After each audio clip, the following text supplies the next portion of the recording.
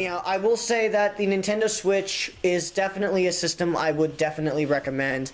Though, to be fair, you might already have one, considering it's been selling like hotcakes. I think it's actually going to outsell the Wii U in a couple of days, so that's nice. That's neat.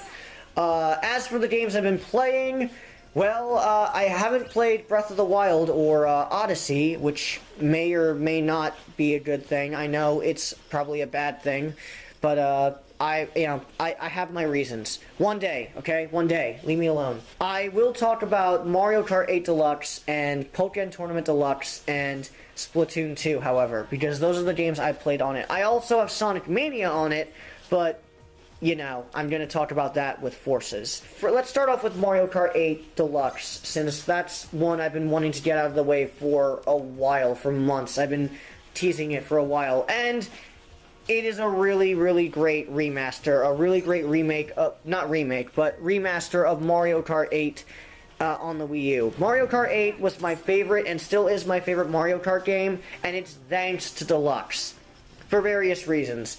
First off, they actually touched up the game a bit and added a few new mechanics to it. They balanced out items a lot better. And they even added a new type of item, the double item box from Double Dash. You can actually hold 2 items again, and it's not like in other Mario Karts where it's only certain items. No, you can actually hold 2 items. You can hold 2 mushrooms. You can hold 6 mushrooms if you get 2 triple shrooms, which is insane, which you most likely will not have, but still, it's an example. You can hold 2 items this time around. That alone may sound bad because it makes the races more hectic, but in a good way, actually, because they balanced the items much better than they did in the original. The item balance was often criticized in Mario Kart 8, and I can definitely agree. Mostly because some really good items would appear in the front, and really meh items would still appear in the back, so it was really hard to catch up. It was also really hard for the person in first place to be bumped out of first place. That way, the ranks could constantly change throughout the race. It was really hard for them to do that because the item balance just wasn't up to snuff. Blue shells appeared they still appeared fairly often, and the new item to get rid of blue shells didn't appear that much. But even then, you were most likely so ahead of the pack that it didn't matter. And because you could only hold 1 item, all you really need is a shell or a banana, or even a super horn, and you're good. Just keep going. Don't bother taking any of the other routes that are slower either. If you just keep going with the faster routes, you should be good. It was really easy for the first place player to just dominate in that race over and over again. But in Mario Kart 8 Deluxe, the item balance is a lot better. A lot of the rarest items, or items that should be the rarest, have been downplayed. The Crazy 8 is extremely rare. I still haven't gotten it after many hours of playing. Maybe that just shows my skill, or maybe I just got unlucky. But the Crazy 8 does not appear unless you're way in the back, which is fine. I think that's how it should be. You shouldn't get a Crazy 8 so easily in second place. It's still possible, but it's like a once in a... you have like a 0.000000001% chance of getting it. It's like insanely rare to the point where you're probably never going to do it. At least I haven't seen it. I'm sure it's been done. I haven't. The blue shell has been nerfed in terms of, not so much in terms of power, that was in the original Mario Kart for Wii U. But in terms of like rarity, it's a lot rarer in this one than it even was in the original Mario Kart 8. Which is nice, and the Super Horn is a lot more common. It's still pretty hard to get, but it's made into an uncommon item, kind of like triple red shells, which is fine. Red shells are made a bit more common, green shells are made a bit more common, the coin is less of a hindrance because of it, and because you can hold 2 items, if you have a coin, most likely when you get a double item box, if you get a coin, you're going to get a different item. You're not going to get the same item when you get a double item box, so if you always go for the double item box, you have a better chance of defending yourself, but at the same time, other players can still catch up to you much easier because they're getting better items.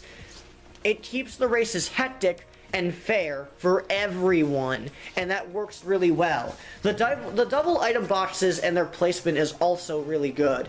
GameXplain made a video about it that's really good, but just to go over it a bit, a lot of the slower routes were actually where they place double item boxes. They were very particular about where they placed them because they realized that you can't just have them anywhere, otherwise what's the point?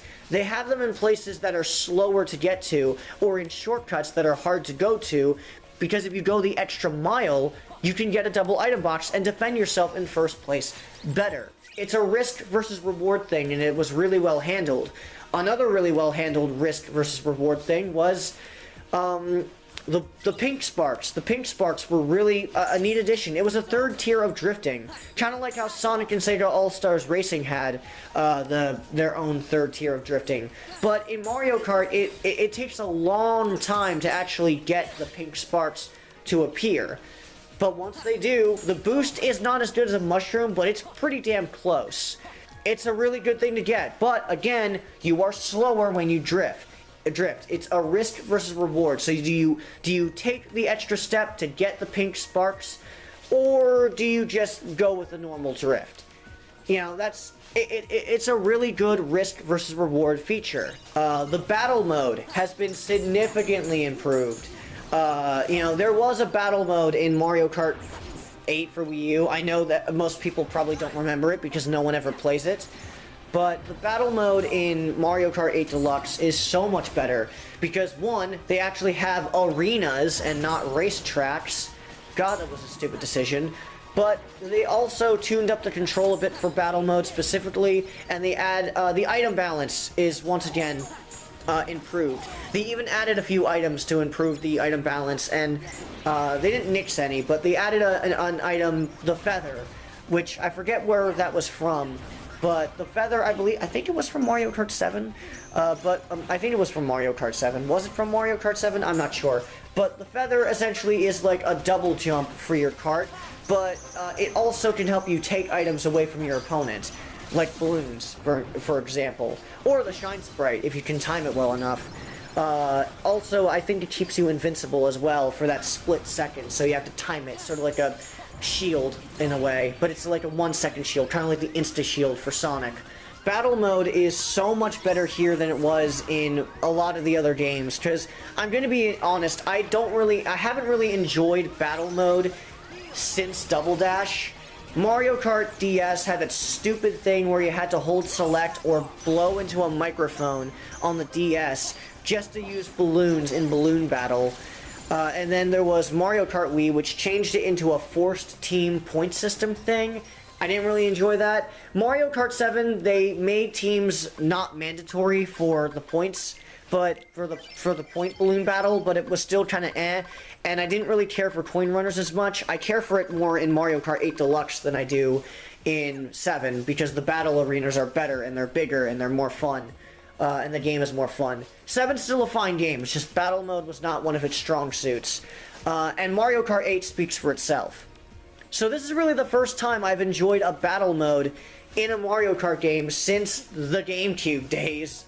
So, you know, it's nice to have a really good battle mode, you know, it really is. And there's a lot to it as well. There's almost as much to it as there is with racing. And keep in mind, they have the DLC that was excellently done in the Wii U game, and the characters from the Wii U game that were DLC as well, like Link and the villager from Animal Crossing, and Isabelle, I believe. Yeah, that's Isabelle, that's her name.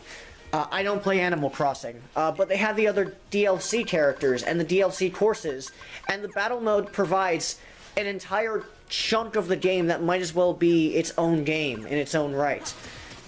And because of this Mario Kart has so much content. It also adds content on top of it. You don't have any new race courses, but not only do you have a bunch of new battle modes, one of them is specifically new to Mario Kart 8 Deluxe, but you also have the Inklings. The Inklings are in the game from Splatoon. You know, you have the boy Inkling and the female Inkling. When I really like playing as the female Inkling. She's really fun. They're both lightweights, so I can play them as well, which is nice. I believe they're lightweights. And there's even a Splatoon battle arena, which is really neat. It's a nice callback. It even has a great remix. The remixes for all of the tracks that have come from other IPs are also really good. And the new battle arena tracks are also really good. It's just... And battle mode has so much to it, too. Not only do you have Balloon Battle, which is unfortunately a point system again, but I guess it's a little more forgivable since there are other modes. You have Bomb on Blast, which it returns from Double Dash. It's been changed up a bit for 12 players, but it's still really fun. You have Shine Thief, which is so much fun in Deluxe. Oh my god. Renegade Roundup, which is a great mode. It's the new mode from Mario Kart 8 Deluxe's battle mode. It's only appeared in this game. And it's a really fun mode. It's a really interesting one, too. And, you know, it's pretty much cops and robbers for Mario Kart. And that's pretty interesting. It's done pretty well. And, what's the last one? Coin Runners, which, you know, I find a lot more fun here because the battle arenas are much better designed than the ones in 7. So even that's fun. Overall, the battle mode is just so much better. It has so much more content. The fact that it even has arenas just makes it an improvement automatically, and those arenas are some of the best in the series. It's nice that they brought in a fair share from older games, but also made new ones that were really good, and the Splatoon Battle Arena is also really fun to go through. Mario Kart 8 Deluxe is a great game, and if you don't have it for your Switch, you need to get it. It is one of the best racing games of all time. I'm pretty sure I can get away with saying that.